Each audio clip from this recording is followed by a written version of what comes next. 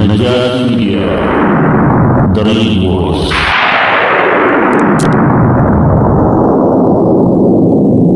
صاحي جمالي جمالي يلا ينسقى جمالي جمالي قنبارنا وجمالي جمالي يعني نقى جمالي جمالي انت منم جمالي جمالي سندوشي وجمالي السلام عليكم ورحمة الله وبركاته ودي نجاشي ميديا ቤተሰቦች ላለፉት ሁለት ወራት የረፍት ቆይታ አድርገን ወይም የናፍቆት ጊዜ አልፎ ዛሬ በድጋሚ ተገናኝተናል። እንግዲህ ይህ ነጃሺ ሚዲያ ከጀምሩ በሳምንት ሁለት ቀን ወቅታዊና አስተማሪ የሆኑ ፕሮግራሞችን እንደሚያዘጋጅ ይታወቃል። ከዛም ባሻገር አንድ እርምጃ ከፍ ብሎ የፈትዋና እንደዚሁም የከሚስ ምሽትን ፕሮግራም ይዞላችሁ ተገኝቷል።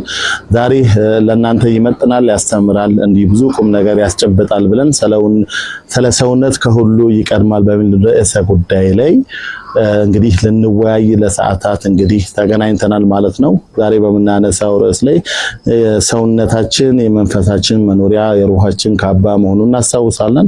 አላህ Subhanahu Wa Ta'ala ለሰው ልጅ በመልካም አፈጣጠር የፈጠረው ያለው ይህን አካል በአደራ የሰጠን አደራ ነውና ሰውነት መቅደም ከእርካታና ከጤንነት ይጀምራል።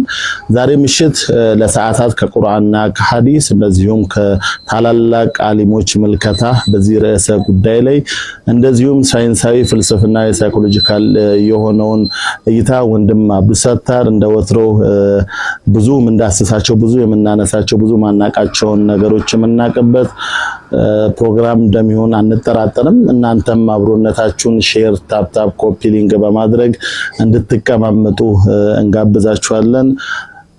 ጀዛኩሙላህ ኸይር። ይህ ነጃሺ ሚዲያ ያዘጋጀላችሁ የሚያቀርበው ሳምንታዊው ረቡዕ ምሽትና እሁድ ምሽት የሚቀርብላችሁ የእሁድ ምሽት ፕሮግራማችን ላይ ነው ያላችሁት።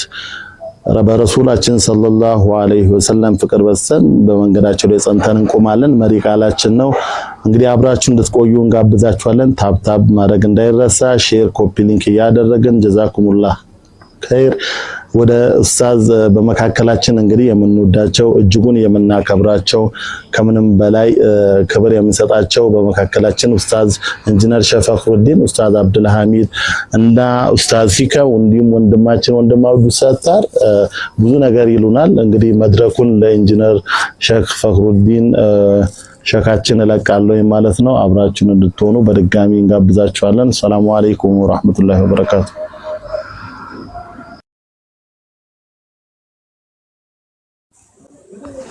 السلام عليكم ورحمة الله تعالى وبركاته ውድና የማከብራችሁ ወዳችሁ ኡስታዞች እንዲሁም ደግሞ የዚህ ፕሮግራም አዘጋጆች ወንድሞች السلام عليكم ورحمة الله وبركاته በድጋሚ ማለት ፈልጋለሁ። ታች የምታዳምጡ ወንድሞቻችን ይሄ ነገር ተደራሽ እንዲሆን ያው የተቻላችሁን ጥረት አድርጉ። በዚህም ደግሞ በዱንያ ብቻ ሳይሆን በአኺራም ተጠቃሚ የምትሆኑበት ይሆናል ማለት ነው ኢንሻአላህ። የዛሬው ርዕስ ሰውነት ይቀድማል የሚል ነው፣ ከሁሉ ይቀድማል የሚል ነው። ይህ ንግግር በተለያየ አጋጣሚ ሰምተነዋል፣ በተለያየ ግንዛቤ ተረድተነዋል። በህይወታችንም ውስጥ ምናልባት ያስተዋልነው ነገር ይሆናል እና ተቀዳሚ ሙፍቲ ሐጂ ዑመር ኢድሪስ አላህ ይዘንላቸውና እሳቸው ይህን ነገር ተናግረዋል። በዚህም ደግሞ የእስልምና ሙስሊሞች ዑለማዎቻቸው ምን ያክል ለሰው ልጅ ያላቸው ክብር ከእስልምናው የመነጨ መሆኑን ማስመስከር ችለዋል። ተቀባይነቱም ደግሞ ይሄ ትክክለኛ ተፈጥሯዊ ሂደት በመሆኑ ምክንያት ትልልቅ ሰዎች ዘንድ ሀገሪቱ ላይ ያሉ ከሚባሉ ትልቅ ሰዎች ዘንድ ተቀባይነት ያገኘ ጉዳይ ነው እና ሰውነት የሚባለው ምንድነው የሚለውን ነገር ስንመለከት ዘርፈ ብዙ ሆኖ እናገኘዋለን። የመጀመሪያው ደረጃ ሰውነት የሚባለው ሰው ልጅ ከሆነ ጀምሮ እስካለበት የእድሜ ክልል ድረስ የሚያጠቃልለውን የእድገት ጉዞም የሚጠቀልል ነው። በዚህ ሂደት የሰው ልጆች ሌላውና ከሌላው ፍጥረታቶች ጋር ያላቸው ሂደት ደግሞ እንግዲህ የፈጠራቸው አላህ Subhanahu Wa Ta'ala ከመሆኑ አኳያ ያስቀመጠላቸው ደረጃ አለ። የሰው ልጅ ደግሞ ወለቀድ ከረምና በኒ አደም ብሎ አላህ Subhanahu Wa Ta'ala የሰው ልጅ የተከበረ መሆኑን ይገልጻል። በዚህ አያ መሰረት ሐዲሶችም የሚደግፉት እንዳለ ሆኖ ግን ስለዚህ አያ ብዙ ዑለማዎች የተለያየ ትንታኔ ያስቀምጠዋል። ይህንን ቅኝት ያደረጉበት መንገድ ተፍዲልና ተክሪም በሚለው ነው። ተፍዲል ምንድነው ተክሪም ምንድነው የሚለውን ደግሞ እናያለን። ተክሪም የሚባለው ፈተክሪሙ መንዙሩን ፊሂ ኢላ ተክሪሚሂ ፊ ዛቲሂ አሉ። የሰው ልጅ በማንነቱ ባለበት ደረጃ ከፍ ያለ መሆኑን የተከበረ መሆኑን የሚጠቁም ነው። ወተፍዲሉ መንዙሩን ፊሂ ኢላ ተሽሪፊሂ ፈውቀ ኸይሪሂ ተፍዲል የሚባለው ደግሞ ንጽጽራዊ ከመሆኑ አኳያ አንዱ ካንዱ የሚበላለጥበት መሆኑን ነው የሚያሳየው። የሰው ልጅ እንደ ሰውነቱ ፊ አሕሰኒ ተቅዊም በአቀማመጥ ደረጃው በስነ አቋሙ ማለት ነው በአቋሙ ደረጃ በተለየ መልኩ አድርጎ አላህ ሱብሓነሁ ወተዓላ የሚከበርበት ደረጃን እንዲሁም ደግሞ የፈጣሪነዋነት መገለጫ አድርጎ ፈጥሮታል። እያንዳንዳችን ስሞቻችን መለያየቱ እንዲሁም ደግሞ የመጣንበት ብሔሮች መለያየቱ እንዲሁም ደግሞ ያደግንበት ማህበረሰብ በአጠቃላይ እነዚህ ሁሉ የሚጠቁሙት ምንድነው? የሰው ልጅ መገለጫው የፈጣሪ ኃያልነት የፈጣሪ ሐኪም መሆኑ እንዲሁም ደግሞ አላህ ሱብሓነሁ ወተዓላን የሚያስታውስ ሆኖ እናገኘዋለን። የፊቶቻችንና የድምጾቻችን መለያየት ይህም አላህ ሱብሓነሁ ወተዓላን የላቀ መሆኑን የሚያንጸባርቅ ነው። ከዚህ አንፃር ስነ ፍጥረቱን በአጠቃላይ ሲዳሰስ በተለይ ለየት አድርገን ደግሞ የሰው ልጅን ስንመለከት በአፈጣጠሩ የተለየ መሆኑን ተገንዝበን እናገኛለን ማለት ነው። ታላላቅ ሙፈሲሮች ስለዚህ አያ ስለ ተፍዲልና ስለ ተክሪም ብዙ ነገር ብለዋል። ከዚህ መካከል ኢብኑ አሹር ያሉትን ቅድም ያነበብኩላችሁ ኢብኑ አሹር ያሉትን እናነሳለን። የሰው ልጅ ከሌላው የበለጠ የማሰብ ችሎታ፣ የማገናዘብ ችሎታ፣ ቋንቋን የመጠቀም ችሎታ ወይም ደግሞ አንዱ ከሌላው ጋር የሚተዋወቅበት ቋንቋዎች አሉ። እነዚህም ሁሉ በአጠቃላይ አላህ ሱብሓነሁ ወተዓላ ለሰው ልጆች ተፈጥሮ እንዲገራለት አድርጎ ፍጥረቱን እንዲመች አድርጎታል ማለት ነው። ከዚህ አንፃር ደግሞ ምድር ላይ ከአፈጣጠሯ ጀምሮ ረጅም ሰዓት የተለያዩ ፍጥሮች ይኖሩበት ነበር፣ ጅኖች ይኖሩበት ነበር። ወላኪን ግን በምድር ላይ አላህ ሱብሓነሁ ወተዓላ ኢኒ ጃዒሉን ፊል አርዲ ኸሊፋ ምድር ላይ ኸሊፋ አድርጋለሁኝ ብሎ በዚህም ደግሞ የሰው ልጆች ያንን ኺላፋ ስርዓት ማስቀጠላቸውን እናያለን። ስለዚህ የሰው ልጆች ከመጀመሪያውም ጀምሮ አላህ ሱብሓነሁ ወተዓላ ሲፈጥራቸው የላቀ አድርጎ ነው የፈጠራቸው ማለት ነው። አልኢማሙ ራዚ ተፍሲራቸው ላይ ምን ላሉ አነሁ ቃለ ፊ አወሊል አያ መጀመሪያው ላይ ወለቀድ ከረምና በኒ አደም የሚለው የቁርአን አያ ላይ ያለው ወፈደልናሁም የሚለው ደግሞ መጨረሻ ላይ ተቀምጧል ይሉና ወላ ቡደ ሚን አልፈርቅ በይነ هذا التكريم والتفضيل والا لازم التكرار አሉ። አንዱ ባንዱ ተደጋጋሚ ነገር ጽንሰ ሐሳብ ያለው አይደለም አላህ ሱብሓነሁ ወተዓላ ቁርአን ላይ የሚያስቀምጠውና ይሄ ደግሞ የግድ ተክራሩን የሌለ በመሆኑ ምክንያት ተፍዲልና ተክሪም የሚለውን ሁለቱም መለየት አስፈላጊ ነው አሉ። ወለቅርባ ይቃል ኢነሁ ተዓላ አላህ ሱብሓነሁ ወተዓላ ፈضለ الانسان على سائر الحيوانات የሰው ልጅ ከሌላው እንስሳቶች የበለጠ አድርጎታል። ቢኡሙሪን خلقيه طبيعيه ተፈጥሯዊ በሆነ ذاتيه እንዲሁም ማንነታዊ በሆነ በአፈጣጠር ደረጃ ከሌላው የበለጠ አድርጎታል። ለምሳሌ مثل العقل ይላሉ እንደ ማስተንተኛ አእምሮ፣ ወንጥቅ መናገር መቻሉ፣ ወልخط መጻፍ መቻሉ፣ ወሱራ ቅርጽ የተያማረ ቅርጽ ወሱረቱ الحسنه መኖሩ ማለት ነው። ወልቃማ المديده ቀጥ ያለ የተስተካከለ ቁመና መኖሩ እነዚህ ሁሉ በአጠቃላይ ትልቅ የሆኑ ከሌላው ያበለጠበት ምክንያት እንደሆነ ገልጸዋል ማለት ነው። ስለዚህ ማንኛውም ነገር የሰው ልጅ የሚረዳው የሚገነዘበው አቅሉና ፈህሙን ተጠቅሞ ነው እምነትን የሚይዘውና ይህንን ሐሳብ የሚገልጸው ተክሪም መሆኑን ነው የሚገልጸው። ሁለተኛው ደግሞ ተፍዲል ነው ብለው ይገልጹልናል። ከዚህ አንፃር ነብያችን አለይሂ ሰላቱ ወሰለም ብዙ ማስረጃዎች አሏቸው። በተለይ በእዝነት የተላኩ ነብይ ናቸው። እሳቸው ደግሞ እዝነታቸው ለሰው ልጆች በአጠቃላይ ረህመተል ሊልዓለሚን የተላኩ ከመሆናቸው አኳያ የሰው ልጅ ምን ያክል የተከበረ በመሆኑ የሰው ልጅ መርጦ ወደ ሰው ልጅ መላኩን ነው የሚታየው። አላህ በደረጃ ሌሎቹ ሲያበላልጥ ከምግቦች ራሱ ከምንመገበው አንዳንድ ለምሳሌ ፍሩቶች እንኳን ብንመገብ ከነሱ ውስጥ የተሻለ የሆነውን እንደምን መርጠው ሁሉ ለዚህ ሪሳላና ቦታ ከሌሎች ሁሉ በአጠቃላይ አብልጦ ለሰው ልጆች ሰጥቷል። የሰው ልጆች ደግሞ አይነት አይሆኑት ነብያችን አለይሂ ሰላቱ ወሰለም ሰውን ማክበር እንዳለብን እንዲሁም ደግሞ ስለ ሰው ልጅ ያለን አስተሳሰብ በደንብ አድርገው ገልጸዋል። እዝነታቸው ደግሞ እሳቸው ላይ ብቻ ያበቃ ሴንተር ያደረገ ባለመሆኑ ምክንያት ሌሎቹንም የዳሰሰ ነው። በዚህ የተወሰኑ ማስረጃዎችን እንጥቀስ። ነብያችን አለይሂ ሰላቱ ወሰለም መጀመሪያ ጥሪ በሚያደርጉበት ሰዓት የተለያዩ ተግዳሮቶች ያጋጥሟቸዋል። ምክንያቱም እንደዚህ ተግዳሮቶች በማህበረሰቡ ውስጥ በሰረጹ አስተሳሰቦች ምክንያት ነው እንጂ በሰውነታቸው ደረጃ በስነ ምግባራቸው ደረጃ መሐመዱል አሚን ነበሩ፣ ታማኝ የሆኑ ነበሩ ነብያችን አለይሂ ሰላቱ ወሰለም። በኋላ ላይ ግን ጥሪ በሚያደርጉበት ሰዓት ወደ ጧኢፍ ሲሄዱ ድብደባ ከደረሰባቸው በኋላ መላእክት ይመጣል። ያ ሙሐመድ ኢነላህ ቀድ ሰሚዐ ቀውለ ቀውሚከ ለከ አላህ እኮ ህዝቦች ያስተላለፉትን መልእክት በእርግጥ ሰምቷል አላቸው። ወአነ መለኩል ጂባሊ እኔ የተራራ መላእክት ነኝ አላቸው። ወቀድ በዐሰኒ ረቡከ ኢለይከ ጌታዬም ደግሞ ወደ አንተ በእርግጥ ልኮኛል። ቢአምሪከ በአንተ ትእዛዝ ሊተእሙረኒ ቢአምሪከ አንተ የምትፈልገውን ትእዛዝ ልታዘይ ዘንድ ተልኬያለሁ ይላቸዋል መላእክቱ። فما شئت يفلكوا ምንድነው ይላቸዋል። إن شئت أن أطبق عليهم الأخشبين ሁለት ተራራዎችን ምክንያቱም መካ አካባቢ ያሉ ቀጥሎ ሁለት ተራራዎችን ትልቅ ተራራዎችን አንዱን ባንዱ ማጋጠም እዛ ያሉትን ህዝቦች እንደጨረሳቸው የሚል መላእክቱ እንኳን ሲያቀርብ ነብያችን አለይሂ ሰላቱ ወሰለም ይሄን ነገር ተው በማለት ርህራሄን እዝነትን የእሳቸውን ሐሳብ ስላልተከተሉ ብቻ የግድያን ሐሳብ ተቃውሞ አድርገዋል ማለት ነው። ይህ ሁሉ የነብያችን አለይሂ ሰላቱ ወሰለም ልቅና የሚገልጽ ነው። ስለዚህ የሰው ልጅ ከሁሉ ማንነት በላይ የተከበረ መሆኑን ያሳያል። ይህ ብቻ ደግሞ አይደለም። ነብያችን አለይሂ ሰላቱ ወሰለም የተለያዩ ሐዲሶች ላይ ከሌሎች ማህበረሰቦች ጋር እንዴት ነው የኖሩት የሚለውን ደግሞ ስንዳስስ ሰፊ የሆኑ ነገሮችን ያስተዋልን እንመጣለን። ከዚህ ታሪካቸውም ሄደን ደግሞ ይህንኑ ሐሳብ እየተረዳን እንመጣለን ማለት ነው። የሰው ልጅ ሲባል ያው የሰው ልጅ ሁለት ናቸው። የመጀመሪያው ወንዶች ናቸው፣ ቀጥሎ ደግሞ ያሉ ሴቶች ናቸው። ሁለቱም ደግሞ በእስልምና ጥላ ስር የሰውነት ደረጃቸው ከፍ ያለ ነው። ይህ ደግሞ አሳሰብ ማህበረሰብ ውስጥ እስላማዊ መሰረት የያዘ ከሆነ ደግሞ ሌሎች ማህበረሰብ እንደዚሁ ያቀፈ ነው። ስለዚህ መነጋገር ይቻላል። ከዚህ አንፃር ነብያችን አለይሂ ሰላቱ ወሰለም ለኡሙ ሃኒ ያሉትን ማለት ይቻላል። ወቀድ አጀርና መን አጀርቲ አንቺ በእስላም ጥላ ስር ያስጠጋሽውን እኛም ማስጠግተናል አሉ። ወአመና መን አመንቲ አንቺ ደግሞ የሰላም ዋስትና የሰጠሽውን እኛም ደግሞ የሰላም ዋስትና ሰጥተናል በሚል ያስቀምጡልናል። ሌላው ደግሞ ሐዲስ ላይ ኢነል መርአተ ለተأخذ على القوم يعني تجير على المسلمين ሴት ልጅ እንደ ማህበረሰብ ውስጥ ማለት ነው ሌላውን ሰው በማስጠጋት የራሷ የሆነ ድርሻ አላት ይላሉ። ይህም ደግሞ እንደ ሙስሊምነቷ ሌሎቹን አካሎች ማስጠለል ትችላለች በሚል ለሌሎችም ማስጠለልን ማቀፍን የሚያሳይ የሆነ እስልምና እንዳለ ይህን ደግሞ ሰውነት ከሁሉ በላይ ማስቀደሙን በሚጠቁም መልኩ የተገለጸ ነው። ይህ ብቻ ደግሞ አይደለም። በደረጃ እንኳን ሳይለያይ ሌላው ሰው ሳይለያይ ሁሉም በአጠቃላይ ይህ መብትና ኃላፊነት እንዳለው በሌሎች ሐዲሶች ላይ ተጠቅሶ እናገኛለን። ዚመቱል ሙስሊሚና ዋሂዳ የነብያችን አለይሂ ሰላቱ ወሰለም ቃል ነው። የሙስሊሞች እንግዲህ ቃል የሰጡት ማለት ነው አንድ ነው ይላሉ። ምንም ደረጃው የሚለያይ አይደለም ብለዋል።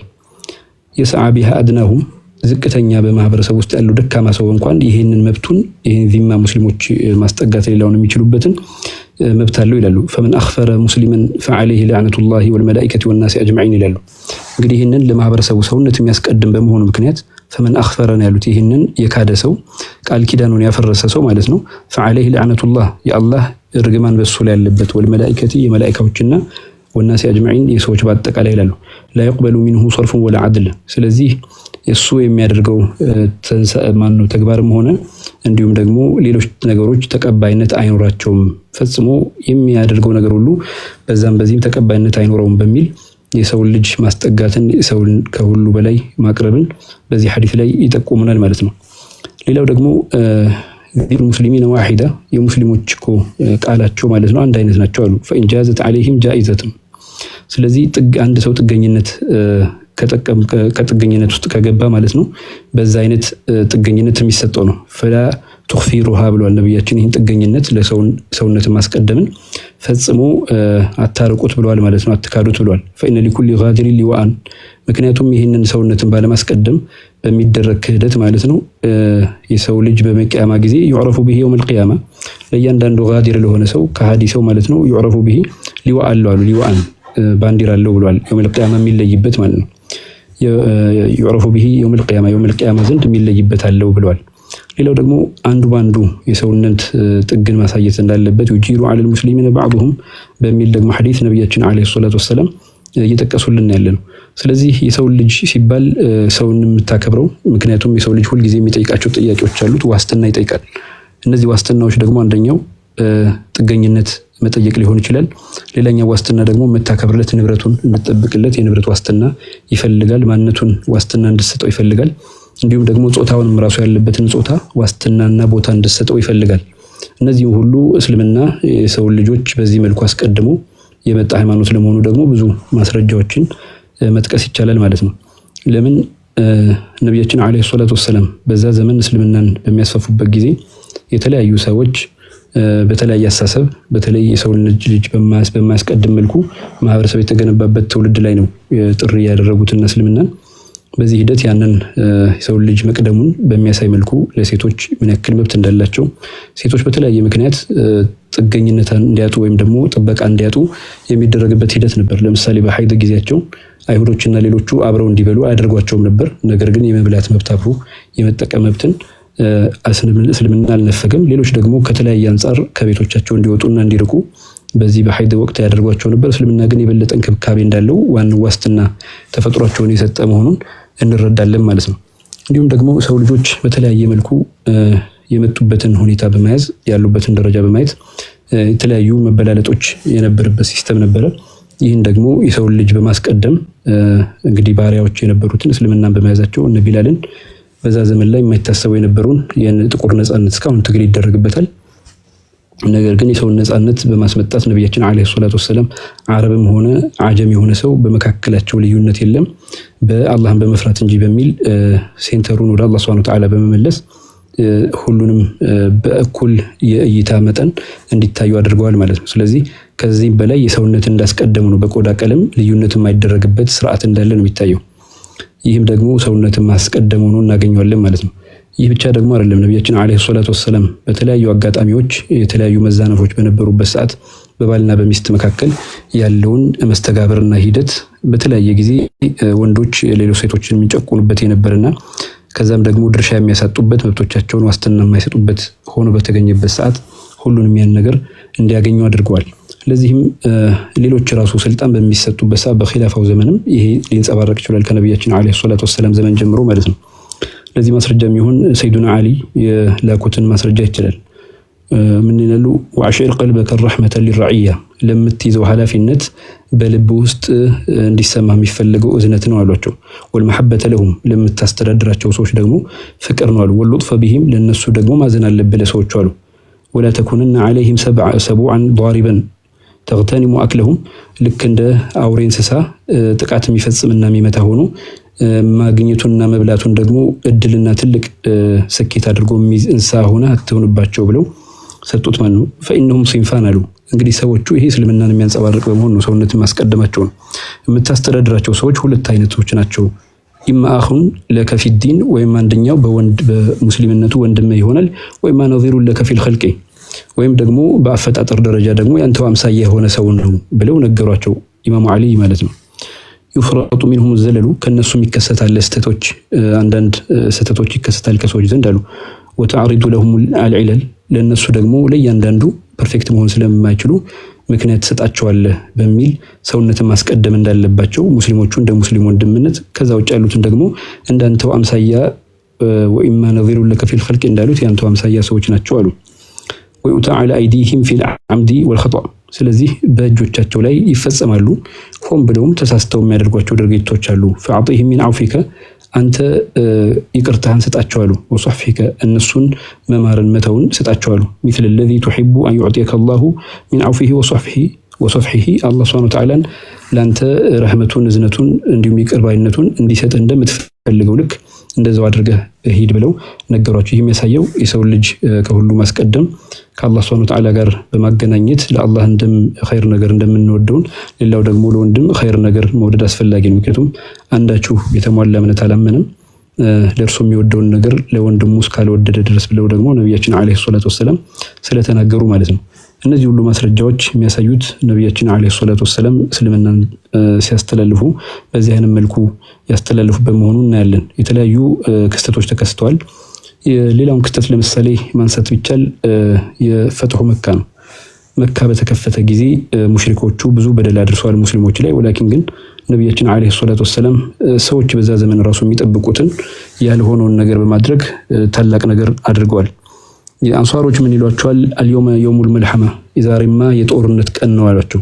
እንግዲህ ብለው የጠበቁ ያኑና እነ ነብይ ሰለላሁ ዐለይሂ ወሰለም ሰይንተቂሙ አልየውመ ሚመን አዛሁ ጢዋለ ሲኒን ሳቢቃ ስለዚህ ከበደሏቸው አደጋ፣ ቅጣት፣ ችግር ካደረሱባቸው ብዙ ዓመታት ላይ እነሱን ሰዎች ይበቀላሉ፣ በቀል ይመልሳሉ ብለው ሰዎች ይጠብቁ ነበር። አንሷሮች ይህንን ነበር ይሉ ነበር። ነቢያችን አለይሂ ሰላቱ ወሰላም ግን አድሃሸል ጀሚዓ ሁሉንም አስገረማቸው ይላሉ። በል አልየውሙ የውሙል መርሐማ ዛሬማ የእዝነት ቀን ነው አሉ ማለት ነው። እነዚህንም ሰዎች ደግሞ እነዛም ደግሞ በመልካም አመጣጥ የመጧቸው ጊዜ ስንት እንኳን በደል በድሏቸውም አኹን ከሪም ወብኑ አኺን ከሪም ብለው አሏቸው። አንተ እኮ እንግዲህ የተከበርክ ሆንክ ደረጃ ያለህ ወንድም ነህ፣ እንዲሁም ደግሞ የላቀ ሰው ወንድማችን የሱ የከበረው ወንድማችን ልጅ ነህ የሚል ንግግር ነገሯቸው። ነብያችን አለይሂ ሰላቱ ወሰለም ግን ይذهቡ فانتم الطلقاء ስለዚህ እናንተ ነፃ ናችሁ ሂዱ ነው ያሏቸው ማለት ነው። ይህ የሚያሳየው የሰው ልጅን ማስቀደም ከሁሉ በላይ አስፈላጊ መሆኑን የሚጠቁም ነው። እነዚህ ሂደቶችን ስንመለከት ነብያችን አለይሂ ሰላቱ ወሰለም ስለ ሰው ልጅ ያላቸው ክብርና ቦታን በሰፊው የሚገልጽ ሆኖ እናገኘዋለን ማለት ነው። ሌላው ደግሞ ነብያችን አለይሂ ሰላቱ ወሰለም አንድ አይሁድ ሞቶ ባለፈ ጊዜ እንግዲህ ጀናዛ ነው። በነገራችን ላይ እስልምና ሲያስተዳድራቸው የነበሩ ሰዎች ወይም እስልምና ከሌላው ጋር ያለው ግንኙነት በኺላፋው ዘመንም ከዛም በኋላ ምናልባት አሁን ቼክ ይደረጋል 3 አይነቶች ናቸው። አህሉ ዚማ የሚባሉ እነዚህ አህሉ ዚማ የሚባሉት ሙስሊሞች ከሚያስተዳድሯቸው ቦታዎች ላይ ሙስሊም ሳይሆኑ የገቡትን ነው። እነዚህም ደግሞ የተለያየ አህካሞች አሏቸው። ሌላው ደግሞ አህሉል አህድ የሚባሉ አህሉል አህድ የሚባሉት እነዚህ ሙስሊሞች ሳይሆኑ ከሙስሊሞች ጋር በተለያየ ጊዜ ስምምነት እርቅ የፈጸሙ ሰዎችን የሚመለከት ነው። ሌላኛው ደግሞ አህሉል አማን ይባላሉ። እነዚህ ደግሞ ሙስሊሞችም ሆኑ ከሙስሊሞች ውጭ ሆኑ ሰላማዊ በሆነ ቦታ ገቢተው እንዲወጡ የሚያደርጉበት ስምምነት ነው። በዚህ አይነት መልኩ ነበር አህካሞች ሲሰጡ የነበሩትና በዚሁም በሶስቱም ሂደት ላይ የሰው ልጅን ከሰውነቱ ማስቀደምን የምናይበት ሆነን እናገኘዋለን ማለት ነው። በስምምነት ደረጃ ራሱ ሙስሊሞች ሌላ ቦታ ገብተው ነግደው እንዲወጡ ሙስሊም ያልሆኑ ቦታዎች ላይ በአማን እንዲወጡ ስምምነት የሚያደርጉበትና ሌሎችም ደግሞ አካሎች ወደ ሙስሊሞች ቦታ መጥተው ንግድና የተለያየ ነገር ቢያደርጉም ሰላም የሚሆኑበት ሂደት የተፈጠረበት ነው። ነገር ግን ነብያችን አለይሂ ሰላቱ ወሰለም አይሁድ እንኳን ሞቶ ያለ ጀናዛ በመሆኑ ምክንያት አይሁድ ነው እኮ ሲሏቸው ምንድነው ያሉት? ነፍስ አይደለች እንዴ ብለው ይሄ እኮ ነፍስ ነው አሁን ያለፈው ነፍስ ነው በሚል የሰው ልጅ ነፍስ ቦታ ራሱ ከሞተ በኋላ የሚሰጠውን ደረጃ እና ሂደት ማሳየት በሚችል መልኩ ነብያችን አለይሂ ሰላቱ ወሰለም አቅርበዋል። እነዚህን ሂደቶች በአጠቃላይ ስንታዘብ የሰው ልጅ በሰውነቱ ማስቀደም ተገቢ ነው። በሰውነቱ ማስቀደም ሲባል ደግሞ የሰው ልጅ ልታከብርለት የሚፈልገው ነገር አለ፣ እሱን ታከብርለታለህ። በዚህ በማክበር ላይ ደግሞ ትልቁ ጥሪ የተለያየ መጋኒሞችን ወይም ለራስ የምታደርገው ጥቅም ሳይሆን እስልምናን የሚخدም ሴንተርህን ወደ አላህ Subhanahu Wa Ta'ala በማድረግ አላህ ባዘዘውና እሱ በቀረጸልን እቅድና ሂደት መሰረት ማህበራዊ ኑሮውን እንድትኖር ድልህም ደግሞ አኺራ ላይ እንደሚሆን በፍንትው አድርጎ የሚያሳይ ጉዳይ ነው። ስለዚህ የሰው ልጅ የሚፈልጋቸውን ሊያከብሩላቸው የሚፈልጓቸውን ነገሮች በአጠቃላይ እንዲከበር እስልምና ትልቅ ቦታ የሰጠ ሆኖ እናገኘዋለን። በዚህም ደግሞ የሰው ልጅ ሰውን በሰውነቱ ማስቀደሙን በግልጽ የሚያሳይ ነው። የሰው ልጆች በሰውነቱ ሊያገኟቸው የሚገቡ ክብሮችና ቦታዎችን እንዲሁም ደግሞ ዋስትናዎችን በማጣታቸው ምክንያት የተለያየ ዘመናት እርስ በርስ በተለያየ ጉዳይ ሲታገሉ የነበረበት ዓለም ተጨባጭ ላይ ነው ያለነው። በተለይ ማልኮም ኤክስን ማስታወስ ይቻላል። ከተለያየ አንግል አንፃር እስልምና መጨረሻ ላይ መርጦ ቢመጣም የነጮችን ወይም ደግሞ ጥቁሮች ሲታገሉበት የነበረውን ትግል መሪነት እንዲወስድ ያደረገው ይህንን ሰውነት ማስቀደምን የታገለበት ዓላማ ማረፊያውን እስልምና አድርጓል። ስለዚህ ሰውነት ከሁሉ ይቀድማል የሚለውን ፍንትው አድርጎ የሚያሳይ ነው። አላህ Subhanahu Wa Ta'ala ደግሞ ይህን ሰውነት ሰዎች ነው አላህ በቁርአን ላይ ወይስ ቃለ ረቡከ ሊልመላኢከቲ ኢኒ ጃዒሉን ፊል አርዲ ኸሊፋ እኔ በምድር ላይ ኸሊፋ የሆነ አድርጋለሁ ብሎ ለመላእክቶች እንደተነገረ ከድሮ ጀምሮ አላህ Subhanahu Wa Ta'ala ሰው ልጆች ያለው እቅድና ዓላማ ግልጽ በሆነ መልኩ አስቀምጧል ማለት ነው። ማመናዐከ አን ተስጁደ ሊማ ኸለቅቱ ቢየደየ የሚለው ደግሞ የሰው ልጅ እንግዲህ በተለየ እንክብካቤ እንደፈጠረው የሚያሳይ ነው። ይሄም ደግሞ ለምን አላደረክም በሚል ሸይጣንን ወይም ደግሞ ኢብሊስን ተጠያቂ ያደረገበት ሁኔታ እንዳለ ነው የሚያሳየው። እነዚህ ሁሉ ሂደቶች በአጠቃላይ የምናየው ምንድነው የሰው ልጅ ትልቅ የሆነ ደረጃ እንዳለው እንዲሁም ደግሞ ማብለጡ ራሱ በምድር ላይ የተለያዩ አመጋገቦችና ሂደቶች እንዲኖሩት ምድር ምቹ ማድረጉን ለዚህም ደግሞ ከሰማይ የሚወጡ የሚዘንቡ የተለያዩ ውሃዎችን ጨምሮ ማለት ነው ለሰው ልጆች እንዲጠቀሙባቸው አላህ Subhanahu Wa Ta'ala ያገራቸው መሆኑን እናያለን። ይህን ደግሞ ሂደት አላህ Subhanahu Wa Ta'ala ያልከለከለውን ረህመት ዝናብ የሚባለው ገይስ ብለው ነው የሚጠሩት አሰማዕ ተብሎም ተጠርቷል ቁርአን ላይ። እነዚህን ሁሉ በአጠቃላይ በፍትሃዊ በሆነ መልኩ ሌሎች እንዲከፋፈሉት ማድረግን እስልምና ደንግጓል። ለዚህም የፍቅህ ኪታቦችን ማየት ይቻላል ማለት ነው። ኢቭን የሰው ልጅ ከሰውነቱ መቅደም ያለበት መሆኑን ህግ መሰረት ያስፈልጋልና እነዚህን ደግሞ የሚዳኙ የሸሪዓ ህጎችንም ተቀምጧል። በተለይ ኢህያኡል መውት የሚባል ወይ ደግሞ የጠፍ መሬት አለ። ለምሳሌ ሰዎች ያለለሙት ማለት ነው ቦታ አለ። እሱን እንዴት ነው ማልማትስ የሚቻለው የሚለውን ደግሞ ባለቤትነት በመልኩ መጨረሻ ላይ ይኖራል የሚለውን ሁሉ ሰዎች ባላቸው ደረጃና ሂደት ሁሉም ግልጋሎት እንዲያገኙ ፍትሃዊ እንዲሆኑ ሰውነትን ማስቀደምን ፍንትው አድርጎ አስቀምጧል ማለት ነው። ለዚህም ነው ከዚህ በፊት የነበሩትን በኑ እስራኤሎችንም አላህ ባላቸው ሂደትና ደረጃ ቦታ እንደሰጣቸው የምናየው ማለት ነው። እነዚህ ሁሉ በአጠቃላይ የታሪክ ክስተቶች የሚያሳዩት አላህ ራሱ ዲኑን ይህን ቅኑ መንገድ የሰው ልጅ በራሱ እምነት ማስገደድ እንኳን እንደሌለው ያሳዩበታል። ለኢክራህ ፊዲን ቀድ ተበየነ ሩሽዱ ሚነል ገይ እንግዲህ ጥመቱና ቅኑ መንገድ ግልጽ ፍንትው ያለ በመሆኑ አስቀምጣለሁ የሰው ልጆች በአንተ በመታመንበት መልኩ ሰዎች እንዲያምኑ በሚል በእምነት እንኳን አላህ ሱብሓነሁ ወተዓላ ኢላ ሊዕቡዱን ብሎ ሰው ልጆችና ጅኖችን እንኳን እንዲያመልኩት እሱን ታዛዥ እንዲሆኑ የእሱን ተውሂድ እንዲይዙ ባዛቸው መልኩ እንዲሄዱ በሚጠቁምበት አያ ሌሎች ደግሞ ይህንን እንኳን ባያደርጉም ነገር ግን ማስገደድ እንደሌለ የሚታይ ነው። እንደውም አንድ ቂሷ አለ። ጦርነት ላይ ባሉበት ሰዓት በአጋጣሚ አንድ ሰው ከሰይፍን ፈርቶ ነው ሻሃዳ ያደረገው በሚል ጊዜ ነብያችን አለይሂ ሰላቱ ወሰለም ልቡን ቀደህ አይተዋል ወይ በሚል በሚገርም አንደበት የገለጹበት ሂደት አለ። እንግዲህ የተላኩበት ዋና ዓላማ ረህመቱል ዓለሚን ሆኖ እስልምናን ለሌላው ተደራሽ ማድረግ ቢሆንም በዚህ አይነት መልኩ ያለ ነው። ይህም ደግሞ ማህበራዊ ያኗኗሩ ከሷሃባ ጀምሮ እስካሁን ድረስ ሰው ልጆች መቅደማቸውን ሻም ውስጥ የነበሩ ነሷራዎች እነቱ ማስቀደምን የሚያሳይ ነው። በሀገራችንም ተጨባጭ በኩል ደግሞ ከዚህ ንግግር ጀርባ ታላቁ ሙፍቲ ሐጂ ዑመር ኢድሪስ አላህ ይዘንላቸውና የተናገሩ ንግግር አለ። ይህም ደግሞ ሰውነት ይቀድማል የሚለውን መናገራቸው እንግዲህ እስልምና ፍትሃዊ መሆኑን በመሪው በኩል የተነገረበት ታሪካዊ ክስተት ሆኖ እንደተዘገበ ነው። ከዛ በተጨማሪ ደግሞ ሙስሊሞችና ከሌሎች እምነት ያላቸው ሰዎች ጋር ሌሎች እምነት እንኳን እስልምናን ባይከተሉ ምን ያክል መስተጋብር እንዳላቸው ብዙ ተጨባጭ የሆኑ ታሪኮችን ማየት ይቻላል። አንዱ ለአንዱ ያላቸውንም በሰውነት ያስቀደሙበትን የሰው ልጆች ተምሳሌቱን ይወጣበታል። ለምሳሌ በተወሎ አካባቢ በነበሩ ሃይማኖታዊ ግጭቶች ምክንያት የተለያዩ ክስተቶች ቢከሰቱ እነዚህን ክስተቶች ተከትሎ ግን አንዳንድ ኸይር መልካም ነገር ለታሪክ የሚጻፍ እንዲሁም በታሪክ የሚወሳ ትልቅ ተግባር ተገበራሉ። መምህር አካል ወልድ ይባላሉ።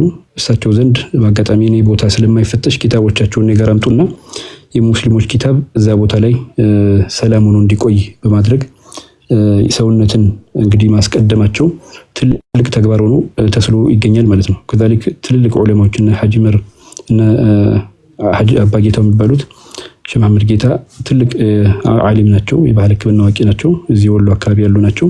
እሳቸውም ከሌሎች እምነት ጋር ያላቸውን መስተሳሰርና ሰውነትን ማስቀደማቸው የሚታየው የተለያዩ ሰዎች እንኳን ሲመጡ ምናልባት ተማሪ ሆኖ ካገኙት የክርስትና እምነት እንኳን ቢማርም እምነቱ እንዳለ ሆኖ